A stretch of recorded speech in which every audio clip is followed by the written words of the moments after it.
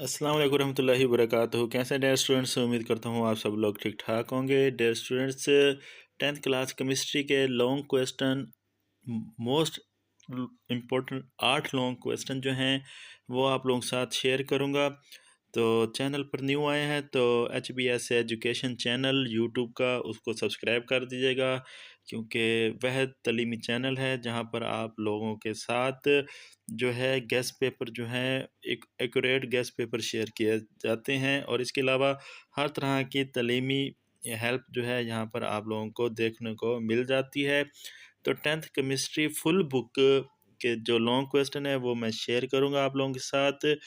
सबसे पहले जो मोस्टली जो पेयरिंग स्कीम जो है पंजाब बोर्ड जितने भी हैं जो फॉलो की जाती है, तो वो मैं आप लोगों को बता देता हूँ। कभी 19-20 हो जाती है, वो एक आध क्वेश्चन भी बीच में मैंने ऐड किया है।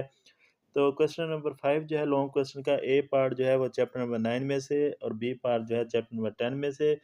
क्वेश्चन नंबर 6 जो है ए पार्ट चैप्टर नंबर 12 में से, बी पार्ट चैप्टर नंबर 13 में से। क्वेश्चन नंबर 7 जो है ए पार्ट चैप्टर नंबर 15 में से और बी पार्ट चैप्टर नंबर 16 में से। तो ये पूरे पंजाब बोर्ड जो है उनमें ज़्यादातर यही पेपर स्कीम जो है वो फॉलो की जाती है। अब लॉन्ग क्वेश्चंस की जानब मूव करते हैं। तो सबसे पहले जो लॉन्ग क्वेश्चन है चैप्टर नंबर 9 में से, यहाँ पर आप लोगों को एक चीज़ और भी मेंशन मैं कर दूँ कि जो शार्ट क्वेश्चन आते हैं, मतलब रिवर्सिबल इरिवर्सिबल रिएक्शन, उनकी करैक्टरिस्टिक्स, उनकी खसूसियात, वो मतलब लॉन्ग में आ जाते हैं तो स्पेसिफिक नहीं होते, वो शार्ट में भी आ जाते हैं, लॉन्ग में भी आ जाते हैं, तो वो मैंने यहाँ पर मेंशन नहीं किए हुए। तो सबसे पहले जो है वो है right four macroscopic characteristics of dynamic equilibrium. ये इंपॉर्टेंट क्वेश्चन है। इक्विलिब्रियम डायनाम इक्वी डायनामिक एक, ये थोड़ा मिस्टेक हो गई है आगे पीछे। डायनामिक इक्विलिब्रियम की खसूसियात लिखें। उसके बाद है how do you predict direction of reaction with equilibrium constant. Reaction की हद की पेशगोई कैसे की जाती है। नेक्स्ट क्वेश्चन है state law of mass action. बहुत इंपॉर्टेंट क्वेश्चन, वेरी इंपॉर्टेंट मैंने लिखा हुआ है। And drive the expression of equilibrium constant for a general reaction. Law of mass action की वजाहत और एक जनरल रिएक्शन के लिए इक्विलिब्रियम कांस्टेंट कैसे अखज़ किया जाता है। तो ये क्वेश्चन जो है वेरी इंपॉर्टेंट है। मैंने 3 क्वेश्चन जो है वो चैप्टर नंबर 9 में दिए हैं, जिनमें से वेरी इंपॉर्टेंट जो है वो यही वाला क्वेश्चन है जिसको आगे मैंने मेंशन किया हुआ है। तो आप कोशिश करें कि वेरी इंपॉर्टेंट वाला क्वेश्चन तो आपने अच्छी तरह करना है, और बाकी इंपॉर्टेंट वाला भी आपने अच्छी तरह करना है, और जिसके आगे कुछ भी नहीं लिखा हुआ आप उसको देख लीजिएगा, क्योंकि वो भी अक्सर पेपर में रिपीट होता है। तो यहाँ पर अगर मैं 8 क्वेश्चंस की बात कर रहा हूँ तो एक क्वेश्चन जो है वो हो गया वेरी इंपॉर्टेंट।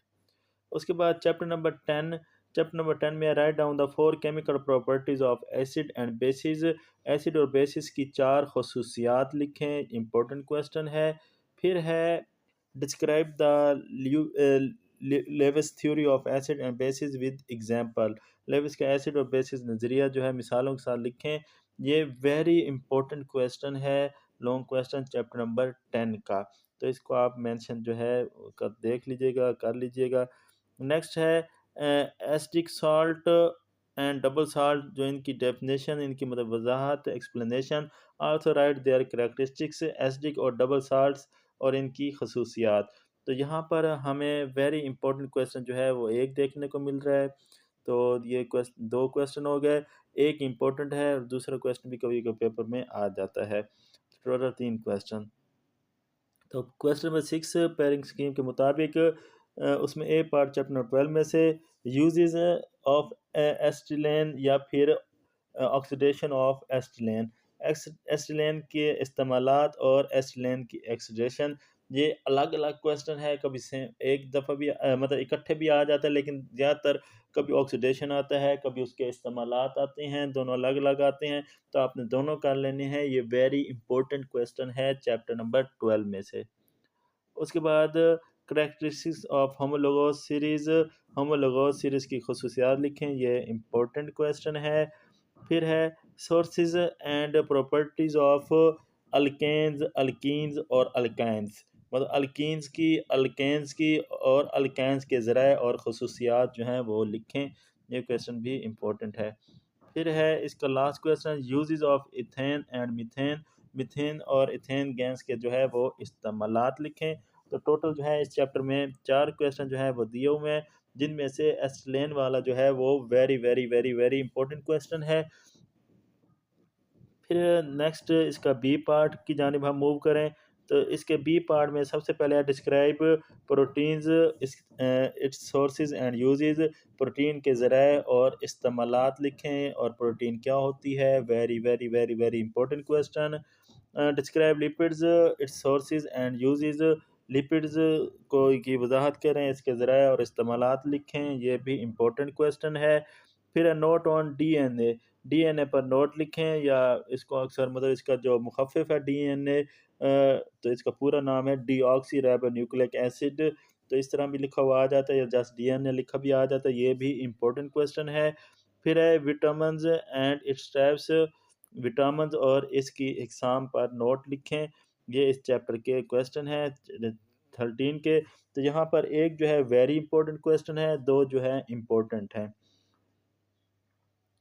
फिर हम मूव करते हैं यूनिट नंबर 7 की जानिब, क्वेश्चन नंबर 7 की जानिब, जिसका ए पार्ट चैप्टर नंबर 15 में से आता है। डियर स्टूडेंट, फिर मैं आपको बता देता हूँ, वेरी इंपॉर्टेंट वाले तो आपने बिल्कुल भी नहीं छोड़ने, और इम्पोर्टेंट वाले को भी आपने अच्छी तरह देख लेना है। तो सबसे पहले है explain the water pollution, water pollution क्या है, also explain how it cause industrial waste, और साथ साथ ये भी बताना है कि इंडस्ट्रियल वेस्ट जो है वो वाटर पोल्यूशन का किस तरह सबब बनता है, तो उसकी वजाहत करनी है। तो ये क्वेश्चन हो गया एक। दूसरा है यहाँ पे मेंशन थोड़ा वो बोल्ड करना भूल गया हूँ, what are causes of permanent hardness, permanent hardness की वजूहत क्या हैं, describe methods for its removal, इसको ख़त्म करने के तरीके लिखें। ये वेरी इंपॉर्टेंट क्वेश्चन है, मैंने आगे मेंशन किया हुआ है, वेरी इंपॉर्टेंट, तो इसको आपने अच्छी से अच्छी तरह करना है।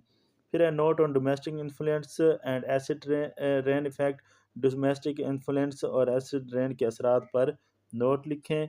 इसका फिर मोस्ट इंपॉर्टेंट क्वेश्चन दूसरा, इस चैप्टर में दो मोस्ट इंपॉर्टेंट क्वेश्चन है, डिस्क्राइब 4 वाटर बोर्न डिसीजेज, पानी से बीमारी, पानी से पैदा होने वाली 4 या 5 बीमारियों के नाम लिखें। तो इसमें दो, एक परमानेंट हार्डनेस वाला और पानी से पैदा होने वाली बीमारियां, ये दो जो हैं most most important, very very important question है, इनको आपने बिल्कुल भी नहीं छोड़ना। बी पार्ट चैप्टर नंबर 16 में से right a note on petroleum fractional distillation process, petroleum की फ्रैक्शनल डिस्टिलेशन के अमल की वजाहत करें। फिर नेक्स्ट है एक्सप्लेन बिसेमराइजेशन, बिसेमराइजेशन पर नोट लिखें। फिर है various steps for manufacturing of urea, urea खाद जो है, यूरिया जो होता है उसको बनाने के मुख्तलिफ तरीके, तैयारी के या बनाने के मुख्तलिफ तरीके, also rights importance of urea, और यूरिया की जो है वो अहमियत पर भी नोट लिखें। ये भी इम्पोर्टेंट, वेरी इंपॉर्टेंट क्वेश्चन है, मैंने इंपॉर्टेंट इसको मेंशन किया हुआ है क्योंकि आगे और क्वेश्चन भी हैं पड़े इम्पोर्टेंट। फिर है explain the process of smelting with reference to copper, copper के हवाले से स्मेल्टिंग प्रोसेस की वजाहत, ये वेरी इंपॉर्टेंट क्वेश्चन है, इसको तो आपने बिल्कुल भी नहीं छोड़ना। फिर नेक्स्ट है advantages of survey process, survey process की खूबियाँ बयान करें। तो अब डियर स्टूडेंट, जैसे कि मैंने आपको 8 क्वेश्चन कहा था, एक वेरी इंपॉर्टेंट आपको नज़र आ रहा होगा, एक हो गया। फिर ये वाला क्वेश्चन जो है ये भी वेरी इंपॉर्टेंट, दो हो गए। उसके बाद जो है बूंज वाला, वाटर बूंज वाली बीमारियों वाला, ये 3 हो गए। और परमानेंट हार्डनेस वाला क्वेश्चन जो है वो 4 हो गए। फिर जो है लिपिड्स वाला, सॉरी प्रोटीन वाला जो है वो 5 हो गए। फिर जो है एस्टिलीन वाला जो है वो 6 क्वेश्चन हो गए। उसके बाद लिविस एसिड एंड बेसिस जो है थ्योरी या नज़रिया, ये जो है ये आपका 7th हो गए। और फिर जो है law of state mass action, ये आपके 8 क्वेश्चन हो गए।